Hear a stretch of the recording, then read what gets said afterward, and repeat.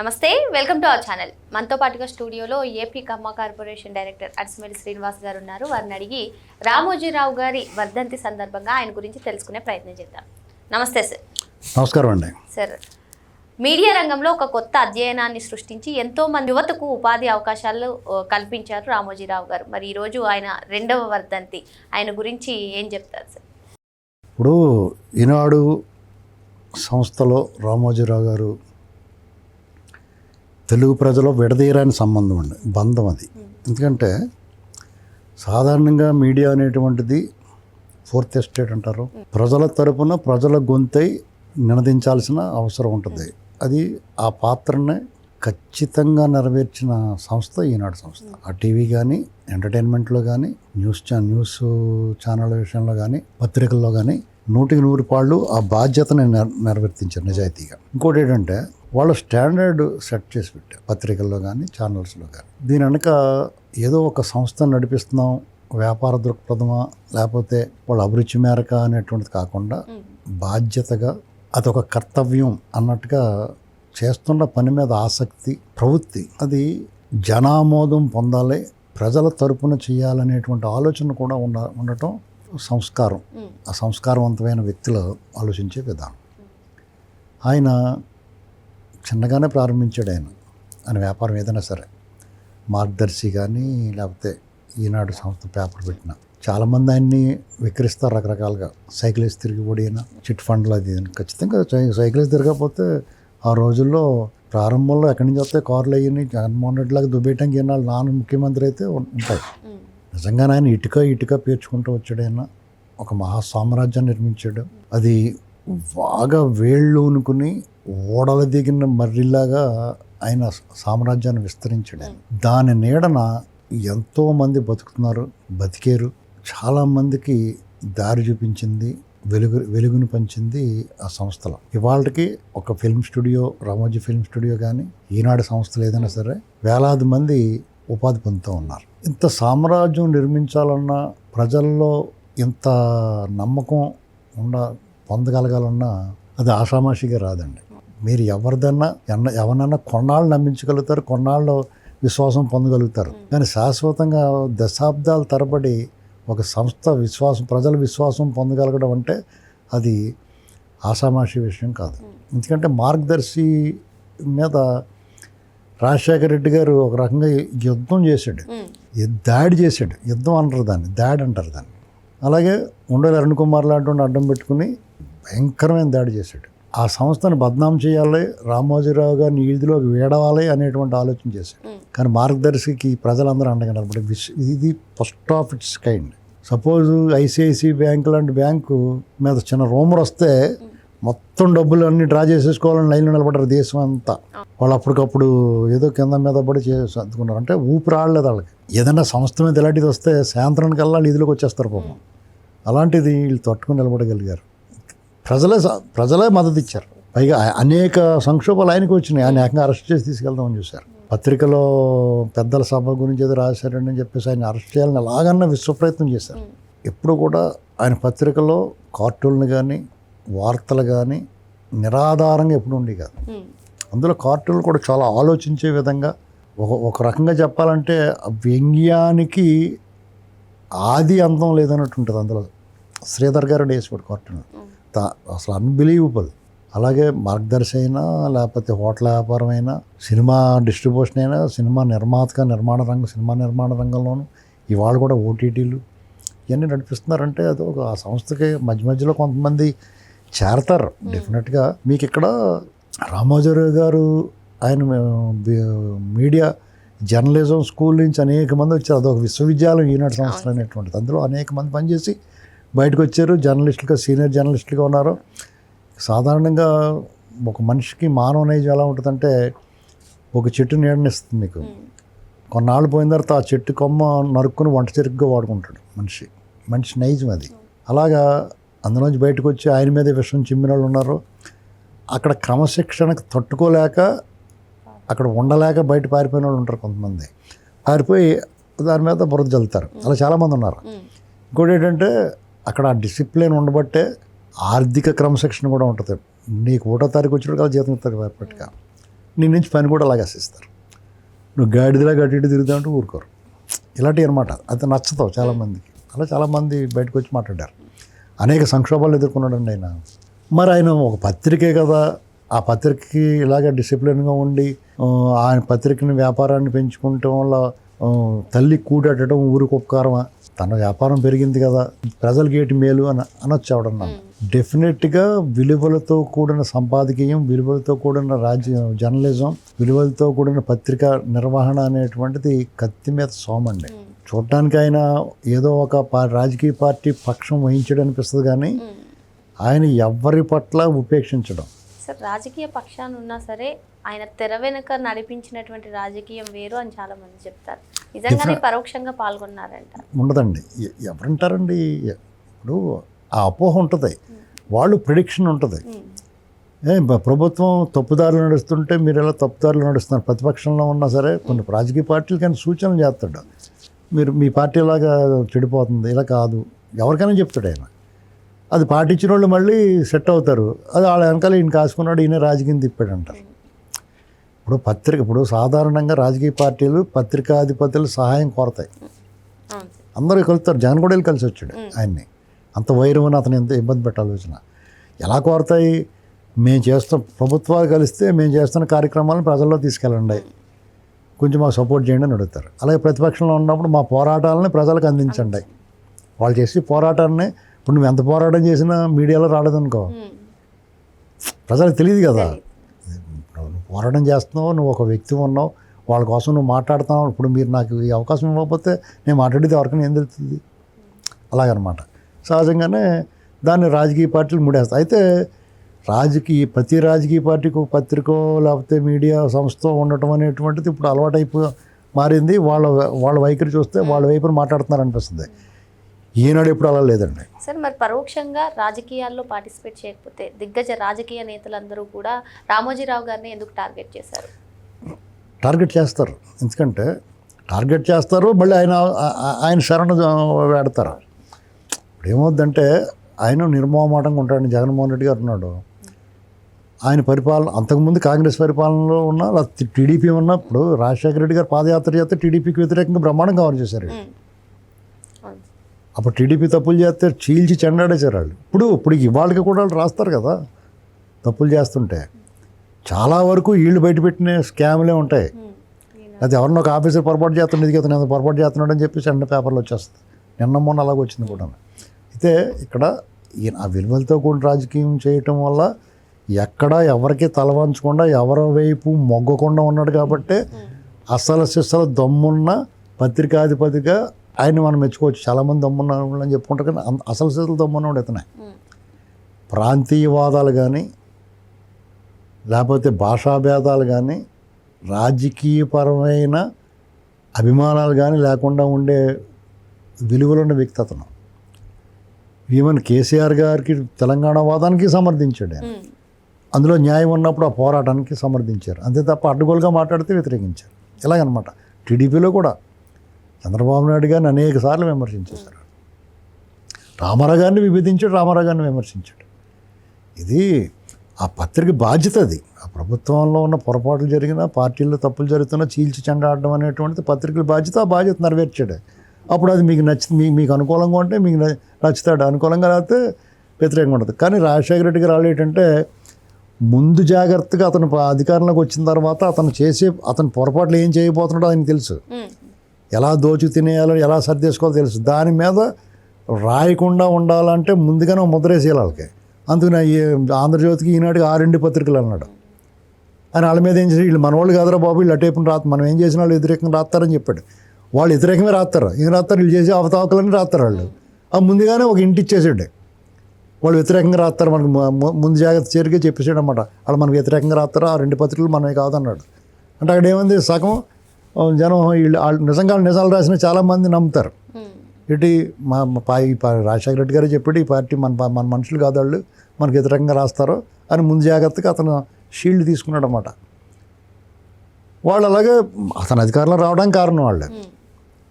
మిగతా పత్రికలు ఏమున్నాయి అప్పుడు లీడింగ్లో ఉన్న ఈనాడు, అప్పుడప్పుడే పుంజుకుంటున్న ఏబిఎన్, ఆంధ్రజ్యోతి పత్రికలు అతను రాజశేఖర రెడ్డి గారి పాదయాత్రని విపరీతం కవర్ చేశారు వాళ్ళు అసలు వాళ్ళ పత్రిక ఏమైపోతుందో కూడా ఇతను కన్నా ఎక్కువ నడిచేశారు వాళ్ళు.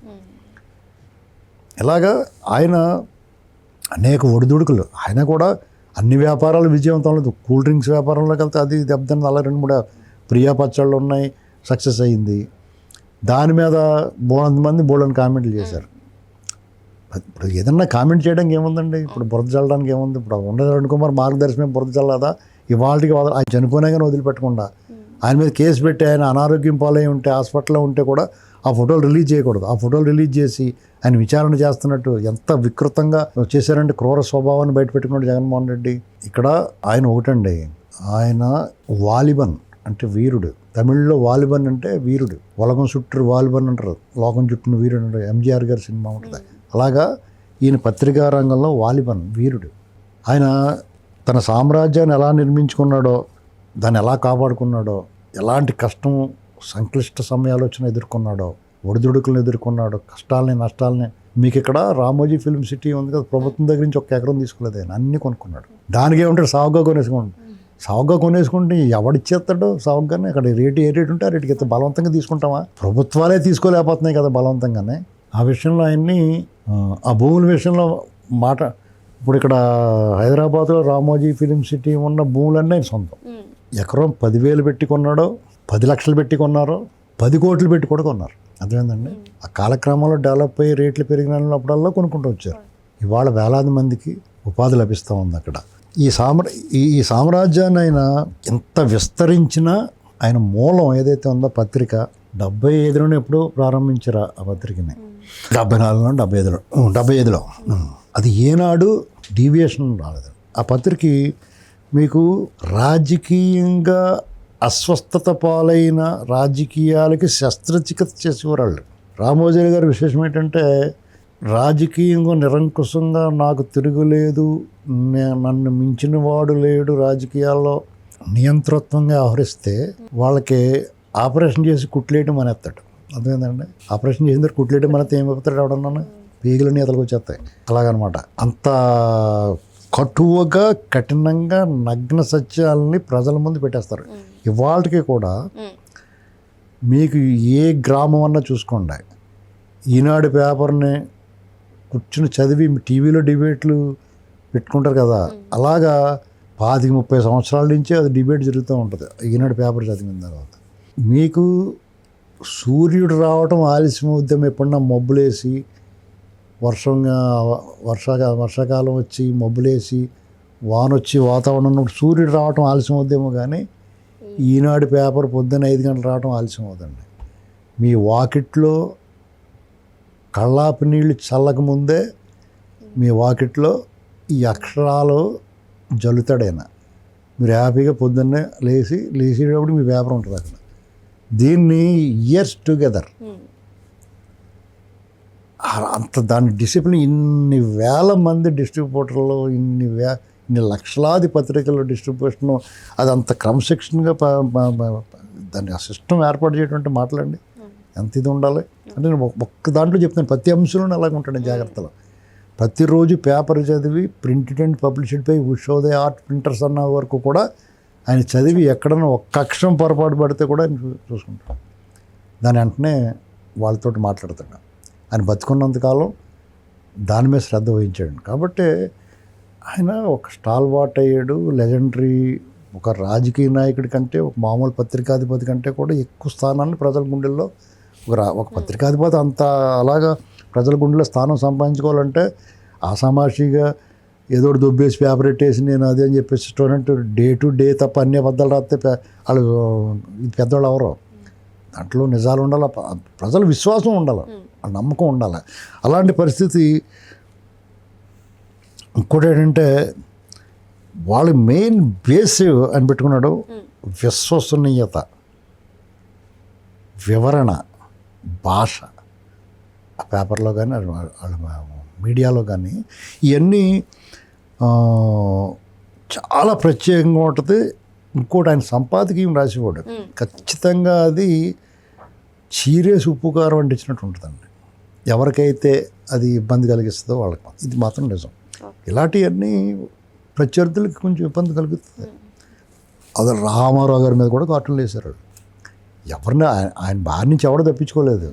కాబట్టి ఆయన ఒక పార్టీకో కులానికో అంటగట్టడం అనేటువంటిది ఏంటంటే ఏమీ చేయలేక చేత కానప్పుడు వాళ్ళని ఏమి చేయనప్పుడు వాళ్ళకి ఏదో ముద్ర వేస్తారు. అదే జరిగింది. ఇంకోటి ఏంటంటే ఈయనకి ఒత్తిళ్ళుండి, బుజ్జగింపులుండి, వేడుకోళ్ళు ఉండి, బతిమాలతాలు ఉంటాయి, వేదన ఉంటుంది, రోదన ఉంటుంది ఆయన మీద, అన్నీ ఉంటాయి. ఆయన అన్నిటిగా అతీతంగా ఉండేవాడు. ఇలాంటి వ్యక్తిత్వాలు అరుదుగా ఉంటాయండి. ఇంకోటి ఏంటంటే నాకు ఒక మంచి అనుభవం ఆయనతోటి, రామోజీరావు గారితో. ఎందుకంటే నాకు ఒక ఈనాడు పేపరు స్కైలాబ్ అని పడిపోతుందని చెప్పేసి రోజు చదువుకునే వాళ్ళు 77 ప్రాంతాల్లో ఎప్పుడో రోజు పడిపోతుందంటే ఒక పేపర్ కోసం చూసుకునే వాళ్ళు మీద పడిపోతుందని రాసి రోజునే స్కైలాబ్ అని పైనుంచి ఒక ఉపగ్రహం లాంటిది పంపిస్తారు, శాటిలైట్లు. అది ఫెయిల్ అయిపోయింది, అది పడిపోతుంది, ఎక్కడో చోట పడిపోద్ది, ఈ వాళ్ళతో ఆక్రమం అయిపోతామని చెప్పేసి ఉన్న ఆచులు అమ్ము తినేసి రకరకాలు చేస్తారు చాలామంది. ఆ టైంలో స్కైలాబ్ పడిపోతుందని రోజు పేపర్ ఉదరకొడేస్తున్నప్పుడు మేము ఈనాడు పేపర్ని ఎక్కువ చదివేవాళ్ళం. అంటే అక్కడ పరిచయం అయింది నాకు ఈనాడు పేపర్. మాకు ఈ వైజాగ్ నుంచి అయ్యి ట్రెడిల్ మిషన్ మీద ప్రింటింగ్, అప్పుడు ఇట్లాగా ఆఫ్సెట్ ప్రింటింగ్ కదా, ట్రెడిల్ మిషన్ మీద ప్రింట్ అయ్యి తర్వాత ఆఫ్సెట్ అయినా కలర్ పేపర్ కాకుండా బ్లాక్ అండ్ వైట్లోనే వచ్చింది. అదొక విచిత్రమైన అనుభవం. అలాగే ఎన్టీ రామారావు గారు పార్టీ పెట్టినప్పుడు కూడా ప్రజలకి తెలుగుదేశం పార్టీ ఎంత దగ్గరైందో ఈనాడు పేపర్ కూడా మరింత దగ్గరైంది పేపర్కి. ఆ వాళ్ళ నుంచి ఇవాళ వరకు తెలుగుదేశం పార్టీ ఎలాగైతే నిర్విరామంగా అజరామరంగా పడి లేచిన ఒడిదుడుకుల్లోనే ఇంకా పార్టీకి సంక్షోభాలు వచ్చినాయి, కానీ ఈనాడు పత్రిక మాత్రం ఏనాడు సంక్షోభానికి లోనవ్వలేదు, ఏనాడు వెనకడుగేయలేదు, అప్రతిహతంగా తన జైత్రయాత్రను కొనసాగించిందండి ఇవాళ వరకు కూడా. ఇంకోటి ఏంటంటే సూర్యచంద్రుడు ఉన్నంత వరకు కూడా రామోజీరావు గారి చరిత్ర కానీ రామోజీరావు గారి గురించి కానీ ఈ తెలుగు జాతి మొత్తం గుర్తుపెట్టుకుంటారు. అందులో అనుమానం లేదు. ఎవరు ఎంత ఏడ్చినా రోధించినా దాన్ని మనం ఎవడం బాధ్యులు కాదు. నీ ఈర్ష్య ఉన్నా ద్వేషం ఉన్నా అది నీకు ఒంట్లో ఉన్న అస్వస్థత లాంటిది. ఆ రోగం ఏ కర్ర కగ్గుంటే ఆ కర్రే కాలినట్టుగా ఏ కట్టికి రోగం ఉంటే ఆడికే దెబ్బ. నాకు రోగం ఉంటే నీకు నొప్పి ఉండదు కదా, నేను తగ్గితే నీకు ఇబ్బంది అవుతుందేమో, కానీ మామూలుగా నాకే కదా ఆ రోగం. అంచేత ఎవరైనా సరే ఊరికే ఆయన మీద పడి ఏడ్చి కూడా ఒక నా అనుభవం ఏంటంటే జగన్మోహన్ రెడ్డి అరాచకాలు 5 సంవత్సరాల్లో జగన్మోహన్ రెడ్డి బాధితులు ఈనాడు సంస్థ, దాని యజమానిగా ఈయన్ని దారుణంగా వేధించారు, ఎలాగైనా అరెస్ట్ చేయాలని చూశారు, ఆయన అవమానించాడు. ఆయన మామూలుగా అందరిలాగానే రాస్తాడు. ఎలక్షన్ల ముందు ఓ సంవత్సరం ముందు ఇంకా స్పీడ్గా చేసి మైక్రో లెవెల్కి వెళ్ళి రాశాడు. అది ప్రజలకు పడుకున్న గుర్రం లేపితే తెచ్చుకున్నాడు జగన్మోహన్ రావు. వాళ్ళు పత్రిక ఎక్కడ బౌండరీ లైన్ దాటకుండా నైతిక విలువలు విడిచిపెట్టకుండా వాళ్ళకు ఉన్న పరిధిలో జగన్మోహన్ రెడ్డి చీల్చి చెండాడేశారు. ఆయన భీష్ముడిలాగా ఉత్తరాయణం వచ్చిన తర్వాత ఇష్టామరణం భీష్ముడిది ఏంటంటే ఖచ్చితంగా పత్రికా రంగంలో ఈయన భీష్ముడిగానే చూడొచ్చు. భీష్ముడికి ఒక వరం ఉంటుంది, ఆయన ఇష్టామరణం, ఆయన ఎప్పుడు చనిపోవాలనుకుంటే అప్పుడు చనిపోతాడు. యుద్ధంలో నేల కూలినా అతనికి ఉత్తరాయణం వచ్చే వరకు ఆగుదాం అనుకుంటాడు. అప్పటి వరకు అంపశై ఏర్పాటు చేయమంటాడు అర్జునుడిని. అతను అంపశై ఏర్పాటు చేస్తాడు, అంపశై మీద సేనించి ఉత్తరాయణం వచ్చిన తర్వాత తొడను విడిచిపెడతాడు ఆయన. అలాగే ఈయన కూడా జగన్మోహన్ రెడ్డి పతనాన్ని కళ్ళారా చూసుకుని ఘోర పరాజయము పరాభవాన్ని చూసిన తర్వాత 4వ తారీఖు రిజల్ట్ వచ్చింది, 5, 6, 7వ తారీఖు చనిపోయాను. ఇది జరిగింది. నేను 4వ తారీఖు రిజల్ట్స్ రోజుని ఫలితాలు ప్రకటించే రోజుని ఉదయమే TV5లో కూర్చున్నాను నేను. అది అయిన వెంటనే నేను నాకు ఈనాడు వాళ్ళు ముందే బుక్ చేసుకున్నారు రావాలని. అయితే నేను ఇక్కడెక్కడ సోమాజిగూడలో ఉండతాం, 1 గంట మాట్లాడి వచ్చేద్దాం అనుకున్నాను. కాదండి, మీరు రామోజీ ఫిల్మ్ సిటీకి రావాలి, మెయిన్ స్టూడియోకి అక్కడి నుంచి మాట్లాడాలి మీరు అన్నారు. సరే వెళ్ళాను. అక్కడ స్టాఫ్ సిబ్బంది అంతా కూడా నన్ను చాలా మర్యాదగా గౌరవంగా ఆహ్వానించి అక్కడ ఆ స్టూడియోలో నన్ను కూర్చోబెట్టి మాట్లాడిచ్చారు. ఈ ఫలితాల మీద విశ్లేషణ అది నాకు ఎలా తెలిసిందంటే చైర్మన్ గారు అంటే రామోజీరావు గారు కూడా వీక్షిస్తున్నారు ఆ ఫలితాలని. అది ఎలా తెలిసిందంటే అక్కడ ఎవరైతే మోడరేటర్ ఉంటాడో నా వెర్షన్ నేను మాట్లాడిన తర్వాత నెక్స్ట్ ఇంకొకరికి ఇస్తారు కదా, అప్పుడు అతనికి టెలిప్రాంప్టర్ ఉంటుంది. ఆ ప్రాంప్టర్లో ఏదో మెసేజ్ వచ్చింది ఆయనకి మాట, ఆయన వెంటనే మళ్ళీ నన్నే మాట్లాడమన్నాడు. నాకు ఆయన అప్పుడు ఏం చెప్పాడంటే తర్వాత మా చైర్మన్ గారు మళ్ళీ మిమ్మల్ని మాట్లాడించమన్నారండి, అందుకని మీరే మాట్లాడండి అని చెప్పాడు. అంతకన్నా లైఫ్ టైం అచీవ్మెంట్ ఉండదు. ఇప్పుడు నేను 5 సంవత్సరాల పాటు జగన్మోహన్ రెడ్డికి వ్యతిరేకంగా నా స్వరాన్ని నా గొంతు విప్పాను నేను. అప్పుడు లభించిన తృప్తి ఈ ఫలితాలు చూస్తున్నప్పుడు కలిగిన తృప్తి కంటే కూడా ఈ మీడియాలో పురువృద్ధుడు మా భీష్మాచార్యుడు లాంటి రామోజీరావు గారు, నేను అప్పటివరకు ఆయన ప్రత్యక్షంగా ఎప్పుడు చూడాల, అటువంటి వ్యక్తి ఇంకో ఇతని చేత మళ్ళీ మాట్లాడించండి అనేటువంటి ప్రశంస నాకు మొత్తం ఎలాంటి ప్రశంసాపత్రం కంటే కూడా ఈ దేశంలోని ఎవరికన్నా లభించిన ప్రశంసాపత్రాలు ప్రశంసల కంటే అన్నిటికంటే కూడా మించినదని నేను భావిస్తాను. నా వరకు నేను నా లైఫ్ టైం అచీవ్మెంట్ అనుకున్నాను ఆ విషయంలో. చాలా సంతోషం కదండి ఆయన. అదేవిధంగా ఈ ఈనాడు సంస్థలు నేను కృతజ్ఞత చెప్పుకోవాల్సిన ఇంకో విషయం ఏంటంటే, నేను ఈనాడు రామోజీరావు గారి గురించి ఒక వ్యాసం రాశాను.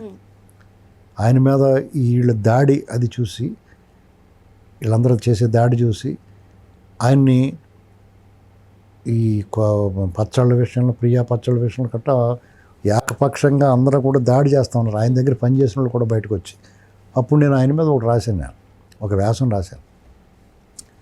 అది ఈనాడు 50 సంవత్సరాల 50వ వార్షికోత్సవం అంటే గోల్డెన్ జూబ్లీ అది జరిగినప్పుడు 2025 75లో ఇది పేపర్ పెట్టారు. 2025లో ఈనాడు ఫంక్షన్ చేసుకున్నారు. ఆ ఫంక్షన్లో రామోజీరావు గారి కోడలు శైలజా కిరణ్ గారు, రామోజీరావు గారు ఆఖరణ హాస్పిటల్లో ఉన్నప్పుడు నేను రాసిన వ్యాసాన్ని ఆయనకి చదివి వినిపించారు. ఈ మాట ఆవిడ ఎవరో ఒక అనలిస్ట్ అని చెప్పొచ్చు, కానీ ఇలా అడిస్మిల్ శ్రీనివాసరావు అనేటువంటి ఒక అనలిస్టు మీ గురించి రాశారు అని చెప్పి అది ఆయన చదివి వినిపించానని అంత బాహాటంగా బహిరంగంగా పబ్లిక్ అడ్రస్ సిస్టంలో చెప్పింది ఆవిడ. ఇంతకు మించిన ఈ మీడియాలో నేనేం జర్నలిస్ట్ని కాదు. నిజంగా చెప్పాలంటే నేను ఒక సామాన్య సగటు పౌరుణ్ణి. నా అభిప్రాయం ఈ రాజకీయాల మీద కానీ, జగన్మోహన్ రెడ్డి లాంటి ఒక క్రూర స్వభావం ఉన్న రాజకీయ నాయకుడి గురించి కానీ నా అభిప్రాయం ఏముందో అది చెప్పాను నేను. అంతే తప్ప నేను ఏదో ఒక రాజకీయ పార్టీకి పక్షం కానీ రాజకీయ పార్టీకి వ్యతిరేకంగా కానీ పనిచేయాల. ఇన్నాళ్ళు నేనైతే తెలుగుదేశం పార్టీ సానుభూతి కూడా అందులో నో డౌట్. ఎందుకంటే మేము యాంటీ కాంగ్రెస్ ఫ్యామిలీ మాది, కరడుగట్టిన కాంగ్రెస్ వ్యతిరేకిని. దాంట్లో వాళ్ళ మీద ఫైట్ చేయగలిగిన వ్యక్తిగా శక్తిగా తెలుగుదేశం పార్టీని మేము అనుకున్నాం. ఎన్టీ రామారావు గారిని అభిమానించాం. పార్టీని చూసాం తప్ప వ్యక్తులను చూడాల. రామారావు గారు అనంతరం ఒక పిశాచి ఖర్జూర పిక్క పట్టుకుంటే చంద్రబాబు నాయుడు గారు సపోర్ట్ చేసాం. చంద్రబాబు నాయుడు గారు బాగోకపోతే ఇంకోటి సపోర్ట్ చేస్తాం. అంతే తప్ప ఒక వ్యవస్థ కావాలి మాకు. ప్రజాస్వామ్యతంగా సామాజిక చైతన్యం, సామాజిక విప్లవం, రాజ్యాధికారాన్ని సామాన్యం చేర్చే ఒక వేదిక కావాలి. ఆ వేదిక సపోర్ట్ చేసాం. పైగా జగన్మోహన్ రెడ్డి టైంలో మేము ఒక స్టేట్ ఇంట్రెస్ట్తో పనిచేసాం. రాష్ట్రానికి సంబంధించి ఒక రాష్ట్రం గురించి మాట్లాడాం. ఇది గుర్తించిన ఈనాడు సంస్థలకు కానీ ఈనాడు చైర్మన్ గారికి కానీ జీవితకాలం రుణపడి ఉంటాను నేను. ఆయన చనిపోయి ఎక్కడున్నా ఆయన ప్రతి సంవత్సరం ఆయన గుర్తు చేసుకుంటాం. ఎప్పటికప్పుడు ఆయన స్మృతులన్నీ కూడా మా మధ్యలో సజీవం. మరో అంశంతో మళ్ళీ కలుద్దాం. Thank you sir.